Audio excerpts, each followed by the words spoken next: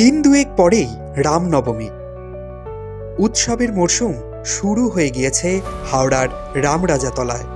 বাড়ছে ভক্তদের ভিড়। প্রতি বছরই রামনবমী উদযাপন করতে বহু মানুষের ভিড় হয় এখানে। এবারও তার ব্যতিক্রম হচ্ছে না। রাম এখানে পূজিত হন রাজা হিসেবে। মূর্তিটা যেটা আছে এটা বিশেষত্ব আছে। আমরা যে রাম দেখে অভ্যস্ত সেটা হচ্ছে অযোধ্যাপতি রামচন্দ্র নয়। আমরা দেখে অভ্যস্ত যে রাম সেটা হচ্ছে যোদ্ধা রাম, যেটা সব জায়গায় দেখা হয়। আর এখানে যে প্রতিষ্ঠা করা হয়েছিল রামচন্দ্র, সেই রামচন্দ্র রাজা রাম, এই জন্য এটা রাম রাজা তলা বলা হয়। এখানে রামের মধ্যে দুটো বৈশিষ্ট্য পাওয়া যায়। এখানে আমাদের ভারতীয়দের মতো সেই চেহারা, তাতে একটুখানি আপনি দেখতে পাবেন কাঠার মধ্যে রামের বুড়ি আছে, এবং একমাত্র রাম যার গোপ আছে এখানে আপনি দেখতে পাবেন। বহু বছরের রীতি মেনে আজও নিষ্ঠা ভরে পুজো হয় এখানে। মূর্তি কাঠামো তৈরিতেই দীর্ঘ আচার। মূর্তির কাঠামো তৈরিতেই সময় লাগে 1 থেকে 1.5 মাস। এরপর এই মন্দির প্রাঙ্গণেই নির্মিত হয় রাজা রামের মূর্তি। শুধু রাম, সীতা এবং লক্ষ্মণের মূর্তি নয়, এখানে রাম এবং সীতার সঙ্গে দুই পাশে বিরাজমান থাকেন ব্রহ্মা এবং বিষ্ণু। এখানে বহু দেবতা আছে। এই আপনার এর পূর্ণাঙ্গ ছবি যদি আপনারা দেখেন তার ব্যাখ্যা পাবেন।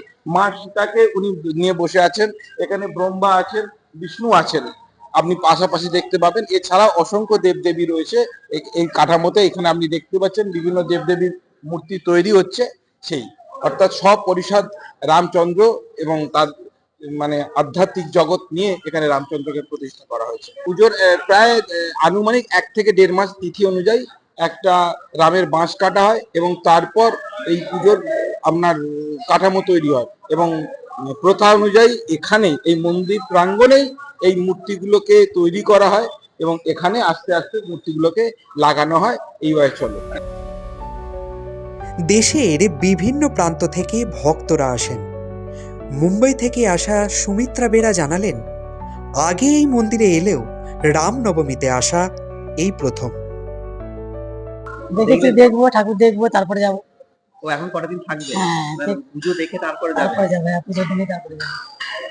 কেমন লাগে? আর কি ভালো লাগে, অনেকেই আছে। হ্যাঁ, আমাদের মানে অনেকবারও কি এসেছিলেন পুজোর সময় দেখেছেন? না, পুজোর সময় আসিনি, কিন্তু পরে এসেছি, মেলাটা দেখেছি, ঠাকুরও দেখেছি, বিসর্জন দেখেছি। উৎসবের প্রস্তুতি শুরু হতেই খুশি স্থানীয় বাসিন্দারা। রামনবমীতে আমরা এখানে ঠাকুরের পুজো দিতে আসি। ভিড় হয়, প্রচুর ভিড় হয়, লাইন দিয়ে করে পুজো দিতে হয়। ওই দিনটা খুব আনন্দ সবার হয়।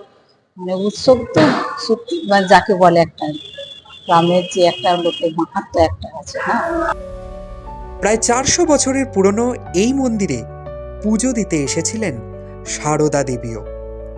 মন্দিরের গায়ে পাথরের ফলকে রয়েছে তার উল্লেখ। প্রায় 400 বছর আগে স্বপ্নাদেশে প্রতিষ্ঠিত এই রাম মন্দিরে বরাবরই ভিড় করেছেন ভক্তরা। তবে এখন নানা জায়গায় রাম মন্দির তৈরি হওয়ায় রামরাজাতলায় ভিড় আগের তুলনায় অনেকটাই কম। কিন্তু পুজোর দিনে নিষ্ঠা ও উৎসাহে কোনো কমতি নেই। হাওড়া থেকে দেবাশিস গুছাইতের রিপোর্ট, দ্য ওয়াল।